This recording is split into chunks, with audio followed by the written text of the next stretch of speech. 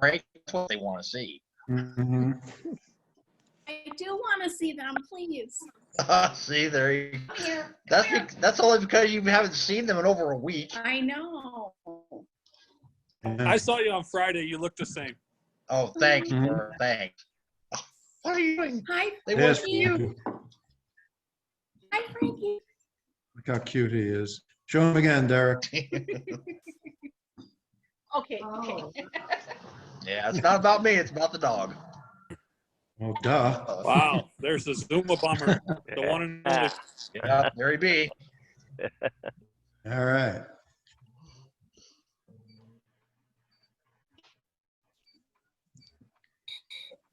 Yeah, I'm just looking to see who we have on here.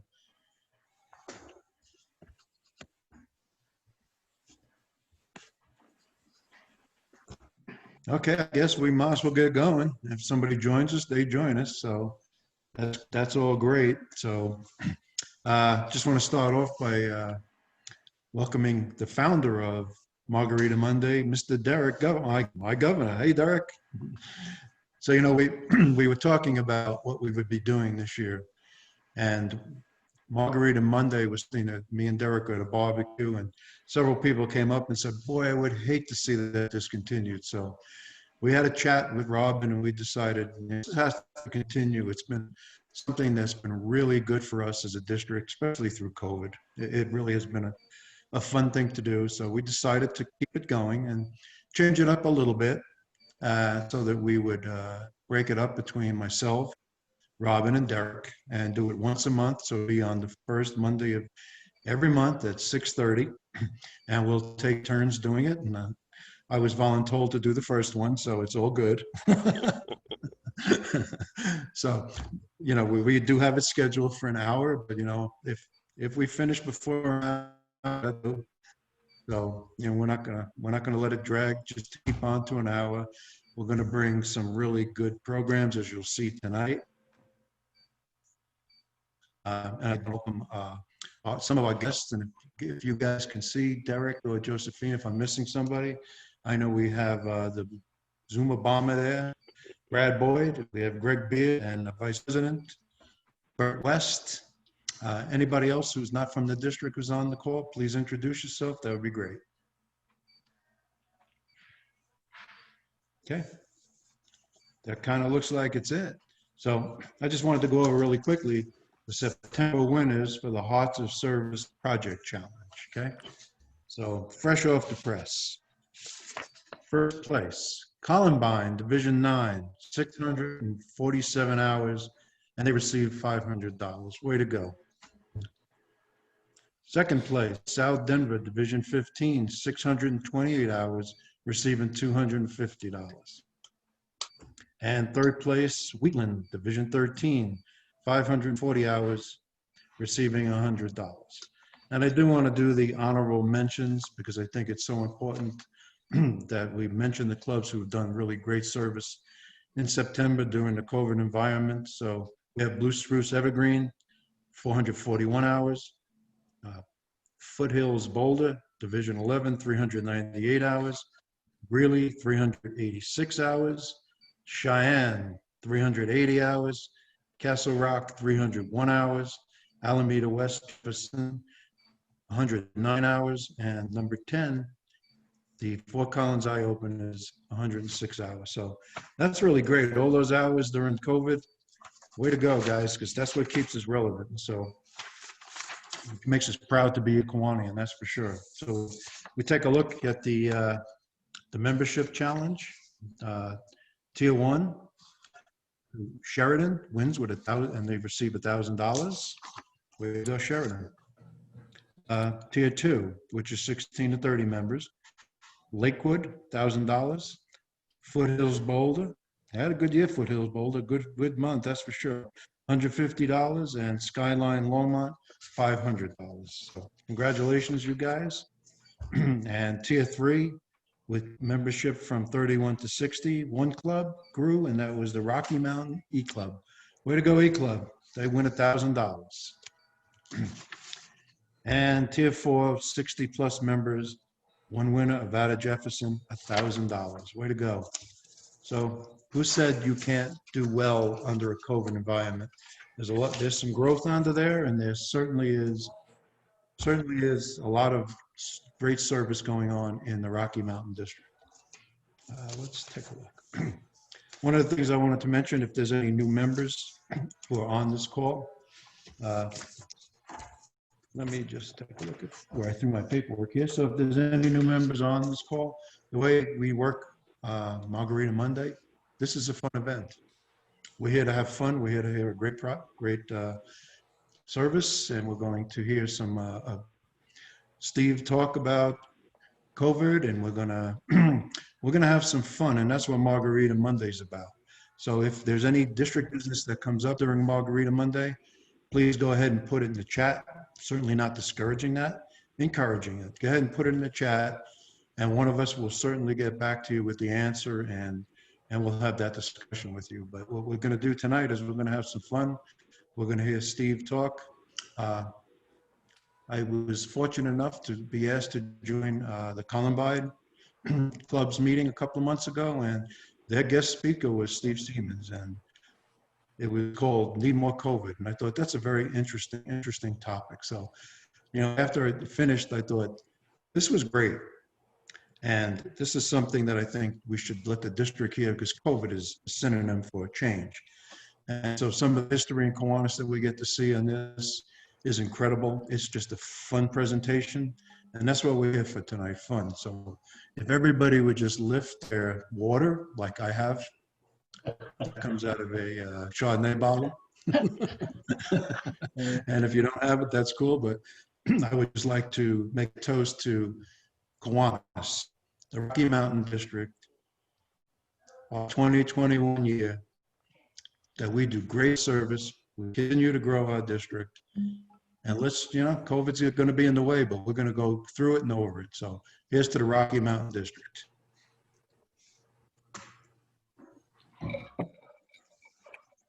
And before I introduce Steve, I was reminded by my president, Art Riley, to mention that we are going to have Play with Purpose coming up in June. That is our international convention.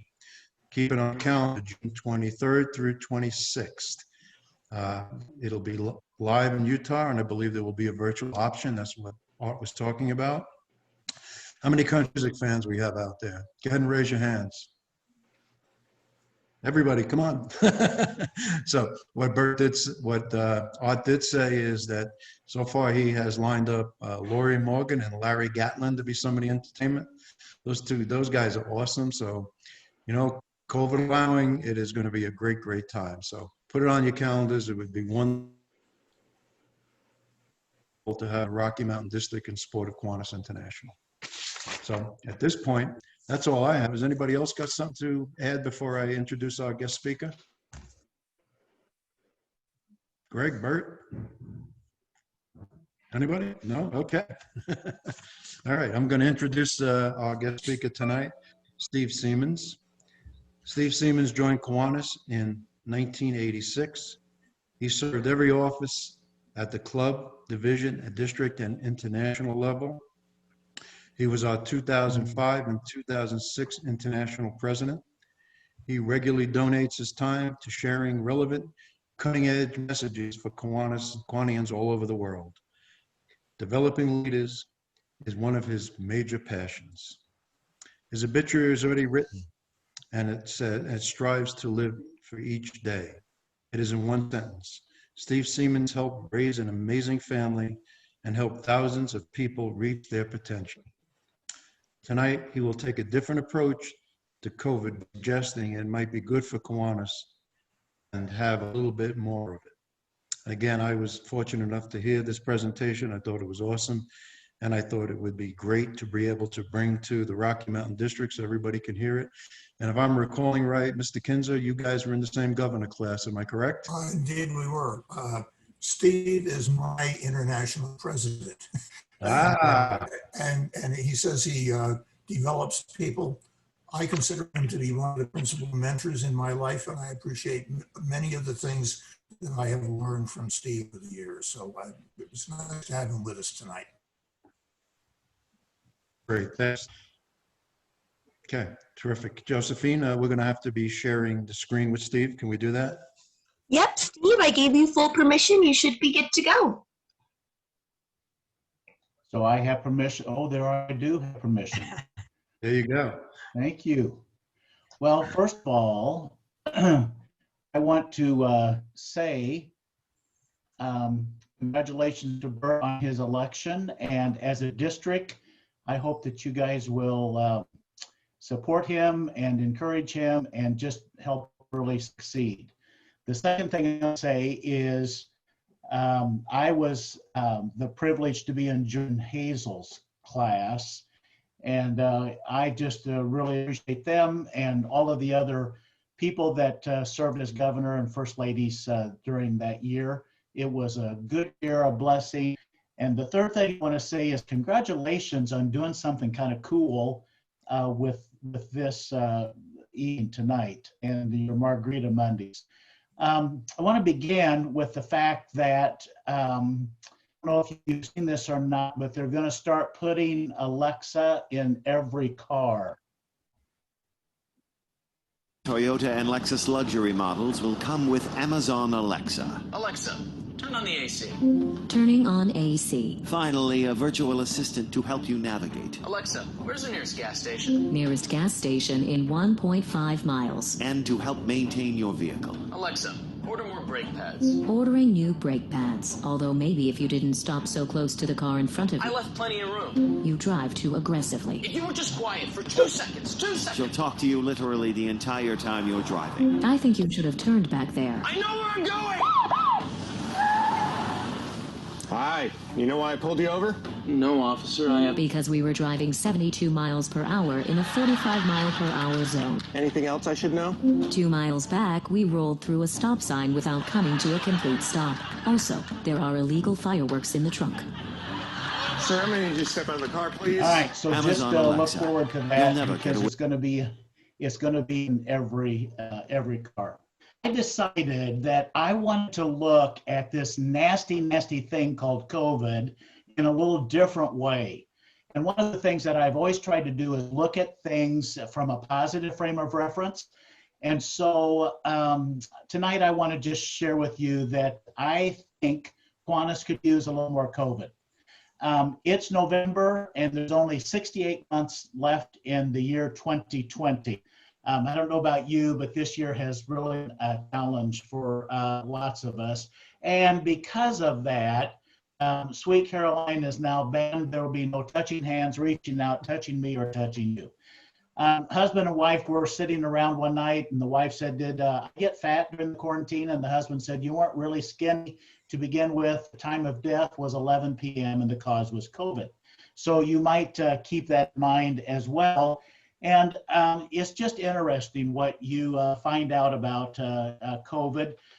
I decided to protect our patio, and so just had a little Lysol spray over for our patio, and took our grandkids to the zoo here in Des Moines, Iowa, and it just kind of looked like things aren't happening quite maybe the way that we want them to happen.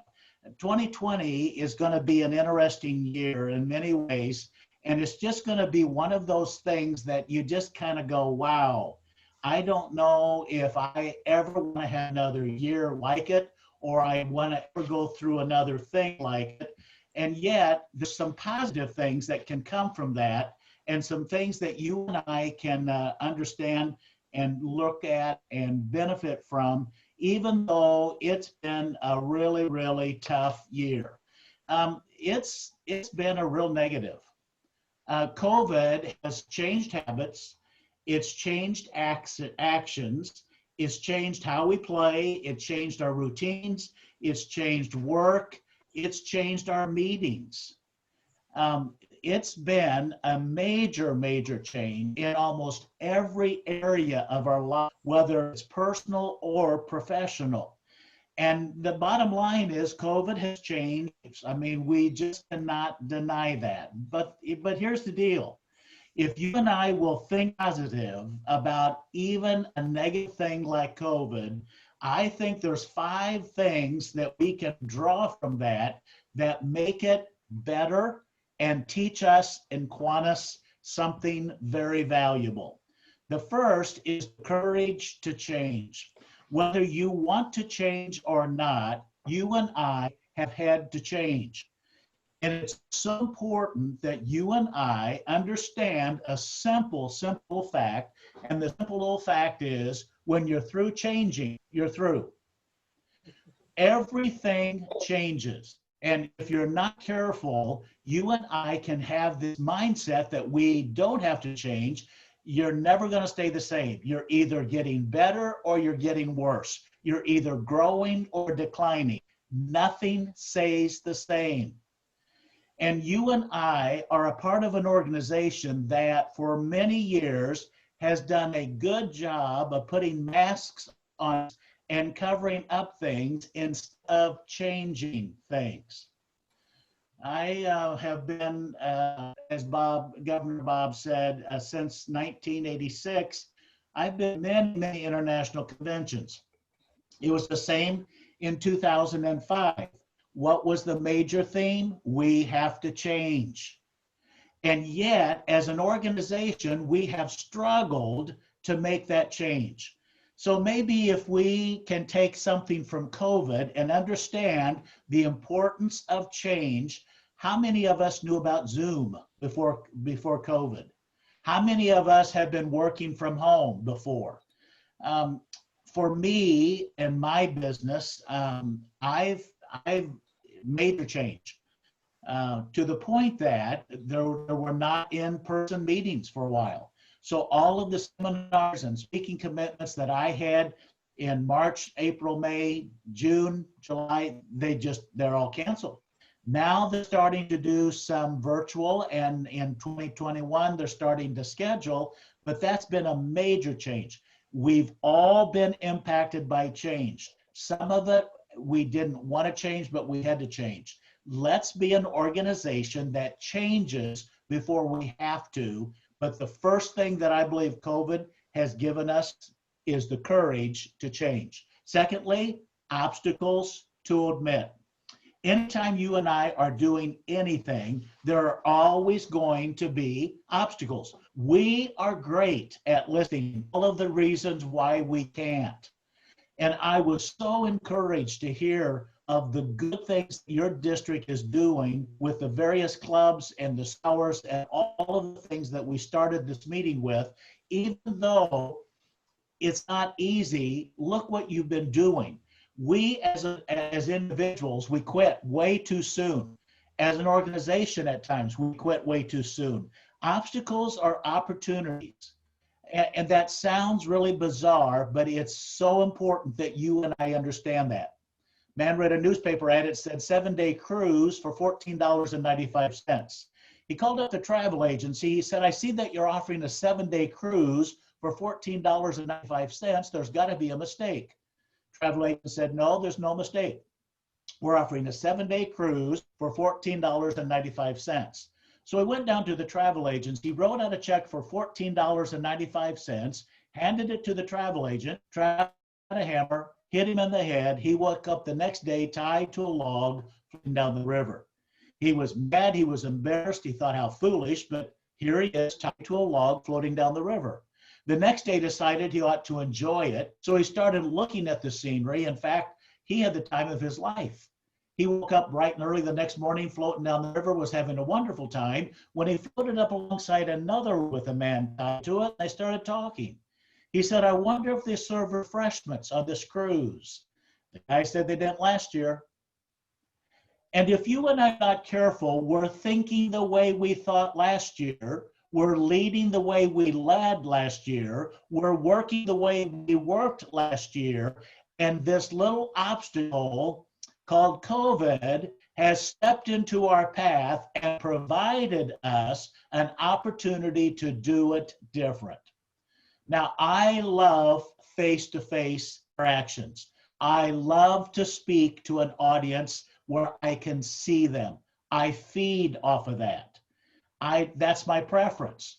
But I believe we will continue to use GoToMeetings or Zoom for a lot of meetings that will eliminate travel, eliminate a lot of things that are going to make us more effective if we'll use them. And so what COVID has taught us are some things we can omit and some things that if we change will help us be more successful.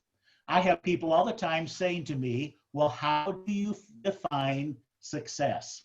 I'm a pretty simple person. It's really easy. At age 4, it's not peeing in your pants. Age 12, it's having friends. 16, it's having a driver's license. 20, it's believing you are sexy. 35, having money. 50, it's having money. 60, it's believing you are sexy.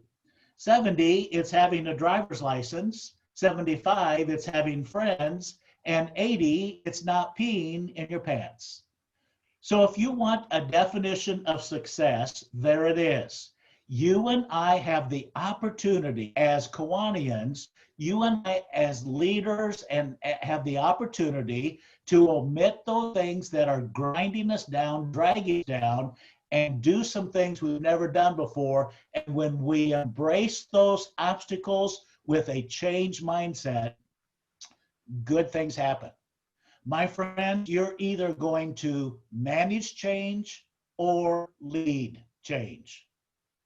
I'm not interested in managing it. I'm interested in leading it. And that's so important that we have leaders today that are willing to lead change. The third thing that I think COVID has given to us as an organization are values to vision. I want to remind all of us that you are where you are in every area of your life because of one thing. You are where you are in your business. You are where you are in your club. You are where you are in every area of your life because of your vision. Everything rises and falls on the leader. A leader that articulates a bigger vision and people rise to the occasion. But the bottom is, if you want to change anything in any area of your life, you've got to change your vision. Your district or your club is what it is today because of your vision. I don't like that. Just to be honest with you, I'd rather blame somebody. I'd rather make excuses. Healthy clubs grow, unhealthy clubs make excuses.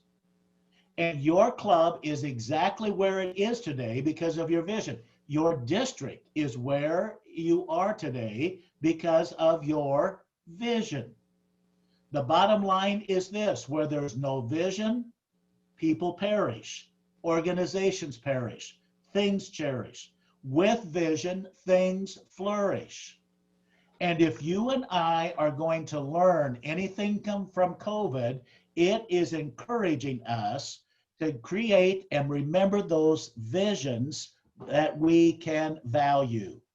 Those values that make this organization unique, those values that make your club unique, district unique, and we value those, hold on to them, and live them each and every day.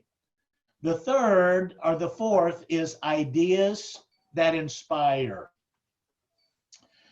And not everything that has been invented has happened yet. Not everything that is going to be invented has happened yet. And you and I, whether we like it or not, COVID has required us to create some new ideas. Those ideas have inspired people. I don't know how many of you ladies on this Zoom call know this or not, but men need supervision. I don't know if you realize that or not, because we do just from time to time some really crazy things. And as men, we need to be supervised because we do some pretty bizarre things at times. And yet, look at the creativity of this. Look at the new ideas that we men come up with and absolutely be able to do, but we need to be supervised because Some of our ideas aren't the best. And yet, new ideas are what change our beliefs. New ideas are what change our attitudes. I want every person to have the attitude of my mother-in-law's dog. My mother-in-law has a little dachshund dog that every time the dog goes nuts, jumps up and down, bark, bark, bark, runs through the door. The doorbell could ring 87 times a day, and the dog would go nuts 87 times a day. Doorbell rings, dog jumps up and down, bark, bark, bark, runs to the door. You know what I've discovered in the last 14 years? The door's never been for him once. You and I have a different attitude when we have new ideas. When we have new ideas, we have different results. And one of the challenges of our organization that is well over 100 years is our traditions have become our mission. Our traditions are not our mission. They are traditions. Just try to change some of the traditions in your club, and people will treat it as though it's the mission of the club. New ideas inspire. Old ideas expire. And if we're going to attract people today to our clubs, and if we're going to draw them in, you and I need to understand what inspires new people, what inspires our growth is new ideas. And the fifth thing that COVID has given to us as an organization is decisions to decide. You know, to do nothing is a decision. And one of the reasons why it's so easy to do nothing is because we are in our comfort zone. It's just easy. I don't care if it's Qantas, if it's a church, if it's whatever. A majority of people today are just more concerned about being comfortable and predictable than being spontaneous and out front leading. One of the reasons is our comfort zone. We're content. Sometimes we don't really know what to do. And we know there's a different path, but to have the boldness to do it, we don't do it. And so we don't keep that path alive so that the mission we have can thrive. If you take a calculator and take 3 times 3 times 3 times 3, it will equal 243. If you add one number to that and you take 4 times 4 times 4, it equals 1,024. Translated, if you go from a 3 to a 4 in changing something in your club, if you go from a 3 to a 4 with a new idea, if you do anything that changes your club, yourself, your family, your business, your whatever, 1 point, that's an over 400% increase. So I'm not asking you tonight to change everything about your club. I'm not asking you to do everything totally different. I'm asking you to take one area of your club that needs to be changed, one area of your club that needs to be vision casted or improved, one area of your club you need to make a decision and take it from a 3 to a 4. And if you'll do that, that will be an over 400% increase. So as we've said at almost every international convention for many, many, many, many, many years, it's time for change. COVID has required us to change. Let's embrace it. Let's do whatever we can to keep that change mindset moving forward. It's time for us to start springing over the obstacles. It's time for us to improve our vision. It's time for us to come up with new ideas. And if we will make a decision, the results will go off of the chart. So what has COVID taught us? From my perspective, it's taught us and given us the courage to change, obstacles to admit, values to vision, and ideas to inspire, and decisions to decide. Now, let me stop here for a minute and just be serious. There's 4 COVID impacts that I think we need to really understand, because we have been impacted by this little thing called COVID. The first impact is COVID is a pressure test for every organization. I had a business ask me, how can we put this into some words? How can we help people understand what it's done for us? It's been a pressure test for every organization. COVID doesn't treat all organizations equally. They fall into 4 categories. For some, it's been total disaster. There's businesses out of business.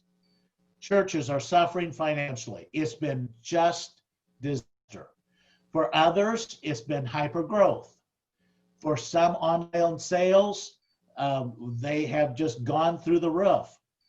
We have a particular grocery store chain here in Iowa that's called Hy-Vee. They, before COVID ever hit, started what they called aisles, shopping in aisles, where you could call in your order and they would fill your order and deliver it to your door. They were way ahead of their time. Their sales in that grocery chain is off the charts because they were doing it before COVID, but they've gone really growth-wise because of it. So there's hyper growth, or there's a pivot. You set aside your current playbook and you lean into the creative potential. Telehealth is one of them. Curbside pickup. Courses online. And so there's a pivot, and for some, it's been a bridge. It looks pretty much the same as it was. The machines are still running. The airlines are still fly the same. So there's been 4 different ways that are categories that people or organizations fall into it. The third is COVID makes us slow down and refocus. Now, quite frankly, I'm not a person that stayed in. My wife did. She's a homebody. She loved it. She could stay in and do stuff that she couldn't do before, but it's required us to slow down, refocus, and COVID exaggerated the differences and brought us together all at the same time. So my simple little presentation is this. I believe Qantas could use a little more COVID.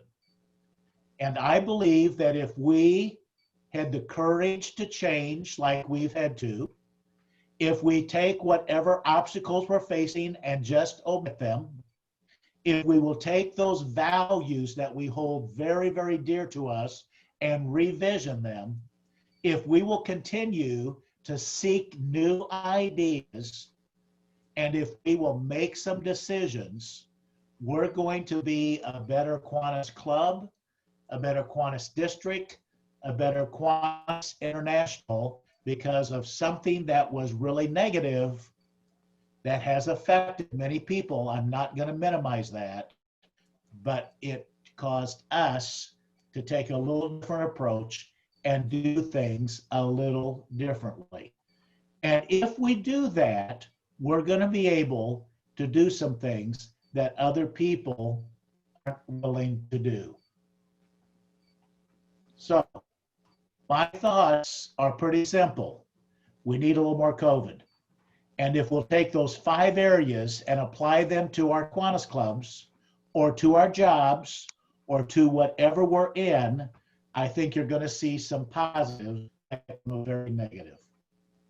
And Governor Bob, that's what I came to say.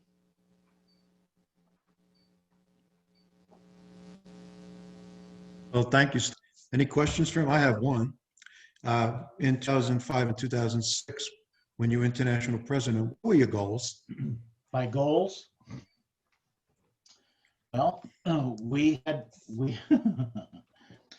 we had one goal that came out of that year that was pretty healthy and pretty high, and it was 1 million members by the year 2015, which was our 100th anniversary. It didn't happen. It was probably too big of a goal, but the board worked on it and decided that that was possible. And you'll never know, but I'm just going to be gut level honest with you. From my perspective, if we would have embraced that, we could have done that.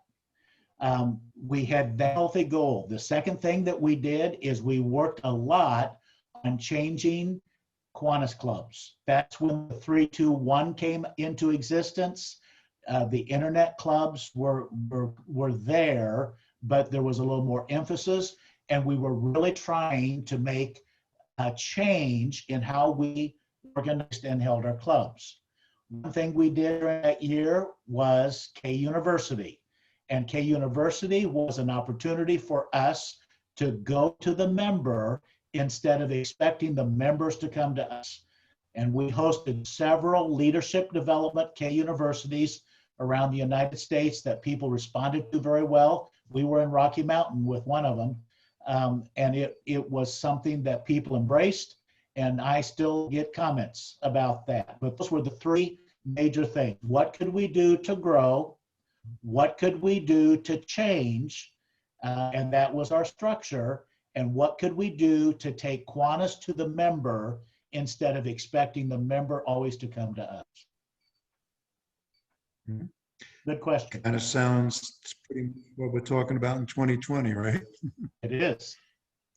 Yes. May I just add on here, one of the other themes that we had during that year was together we can, emphasizing that maybe an individual may not be able to accomplish something, but the whole idea of teamwork and working together within clubs, within districts, internationally, we were able to accomplish great things. And I think we probably made some progress along those lines. Yeah, I agree. We did not have a real growth factor that year, but we stabilized it. And if you look back at the records, the numbers stabilized during that year.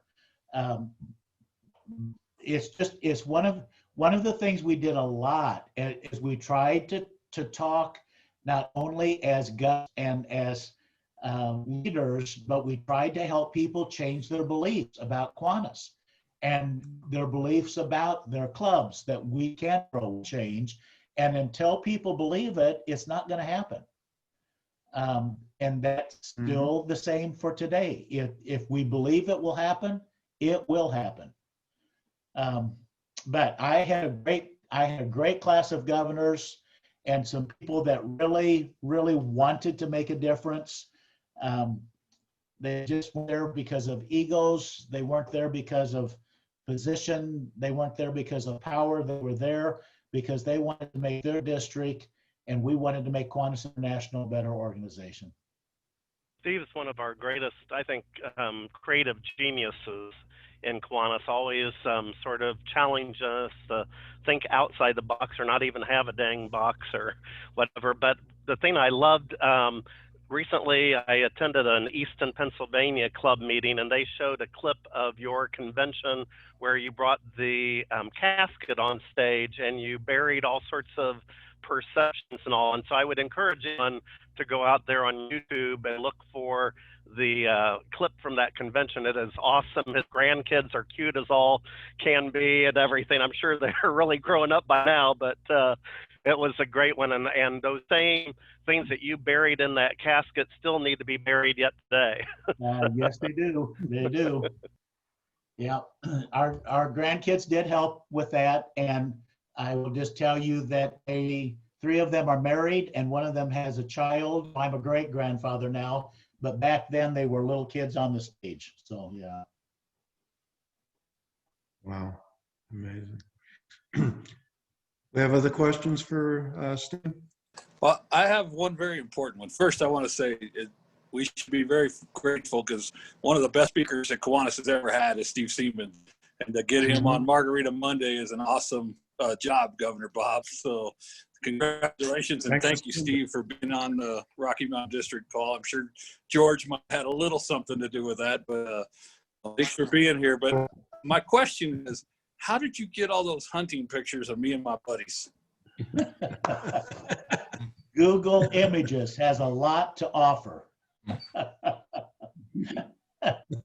Oh my! This idea is so good. The only thing is you can't present drink, so that's really not fair. So I'm going to join you sometime when I can be drinking with you. But it's a great idea. You're welcome. It's a really good idea. Mm-hmm.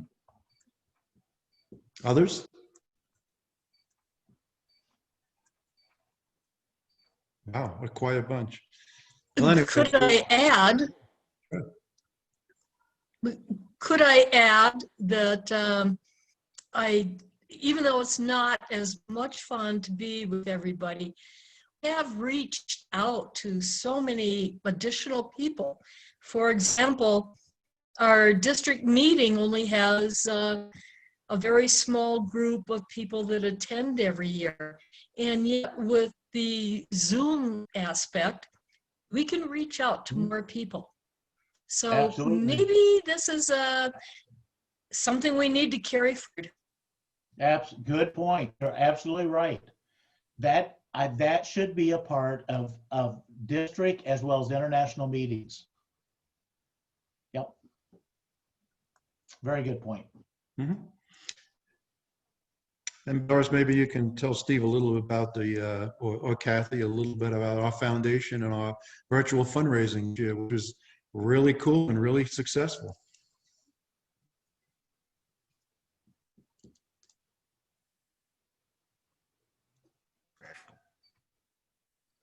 Anybody? I will. Go for it. I will. We had a virtual car show, and I don't think anybody thought we would raise $1,500. And the car show ended up raising over $12,000. Mm-hmm. We reached out to people. We reached out to people that never ever were part of the foundation, and they became involved, and it was a whole new group of people. So we're going to do it again next year. And there are still some calendars left for sale. So if you want your calendar, that's not virtual. That's one you hang on the wall. Mm-hmm. So is the calendar of the cars that were in the car show, or just a calendar? Well, yes, cars and anything with wheels. Yeah, nice. So my 70-year-old radio flyer and my dog actually took third place in anything in wheels. Mm-hmm. That's good. But congratulations. I mean, that's what we're talking about. We would have never thought of doing something like that before. So kudos to you guys. That's awesome. Yeah. Thank you. Yeah. I would agree with you, Stephen. One of the things Derek and I and Robin have been talking about before is being more flexible with membership opportunities. And let's not ask somebody to be a Kiwanian only if they can attend a certain meeting time, a certain meeting place. We've got to give everybody an opportunity to be part of our family and be more flexible what our expectations are. We do believe. I totally agree. And I will tell you one more thing that happened in 2004 and 2006.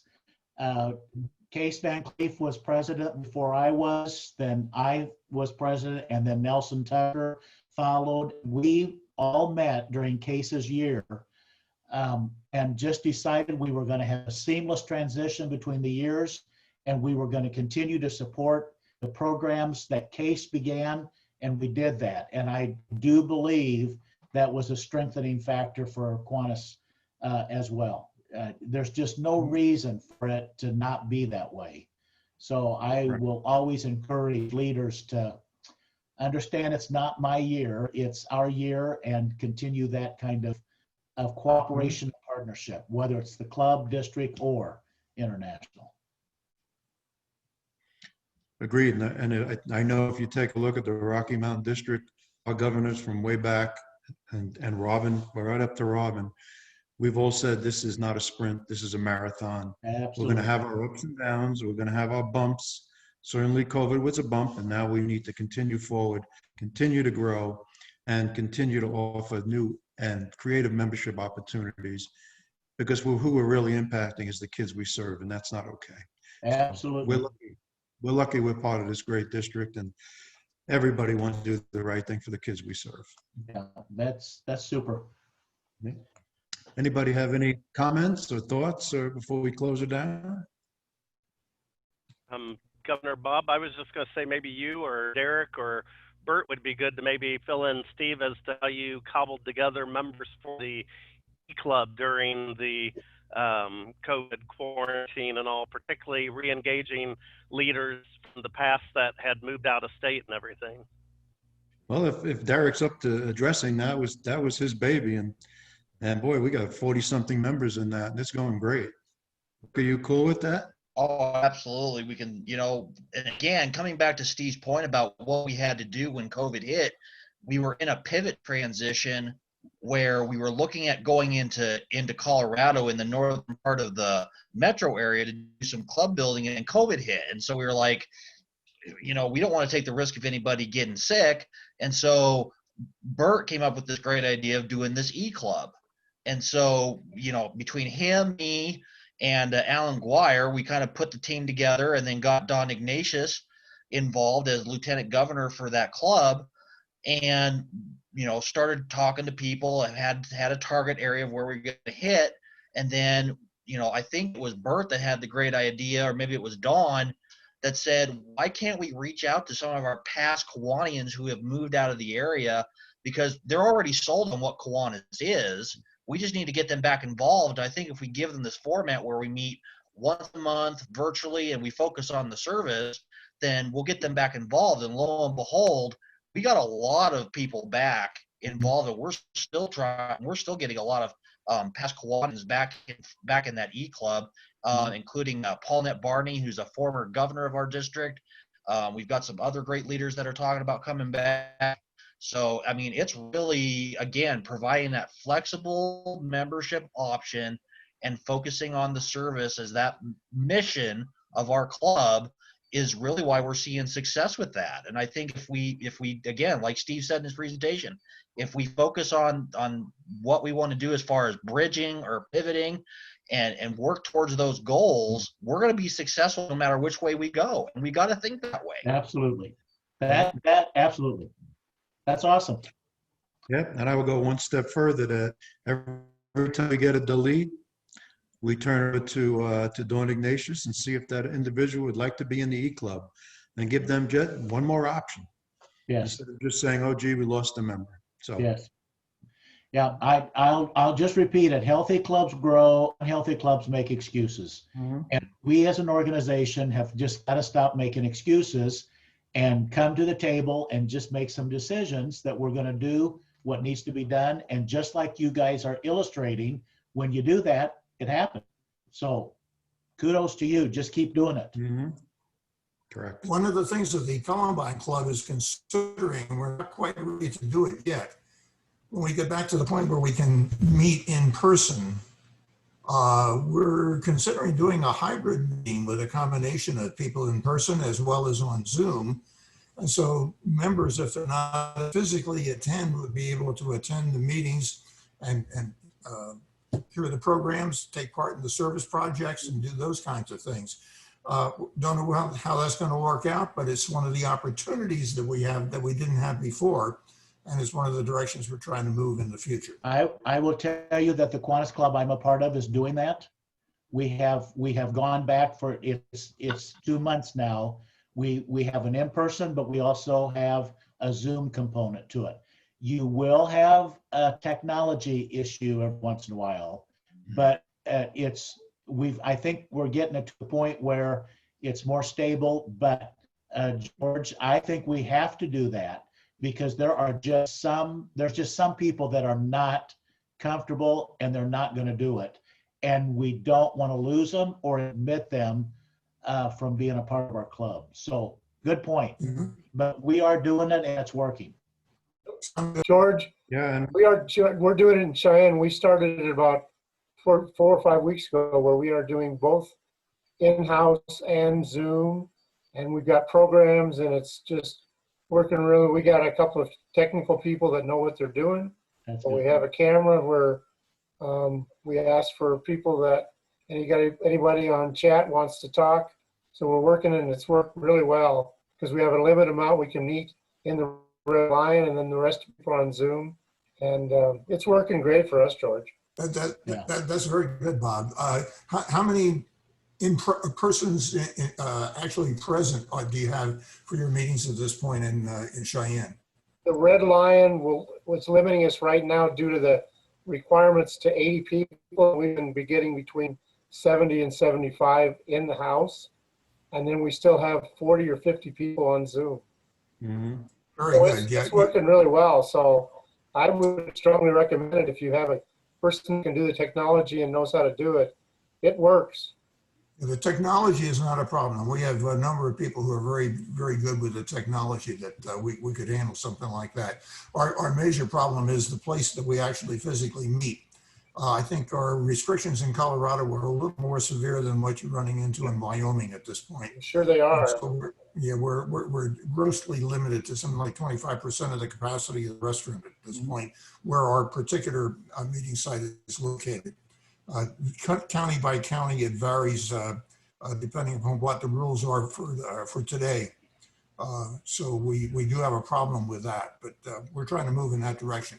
What our restaurant is doing is they pre-cover the meals, so then we just go pick the meal up, come to our table where we're required to wear a mask unless we're eating, and then when we're done, they don't even come to our table. They clear the tables after we're done. So the procedures are working really well. In fact, we've got some written procedures that were established by the officers, and I'd be glad to send those to you if you want to see them.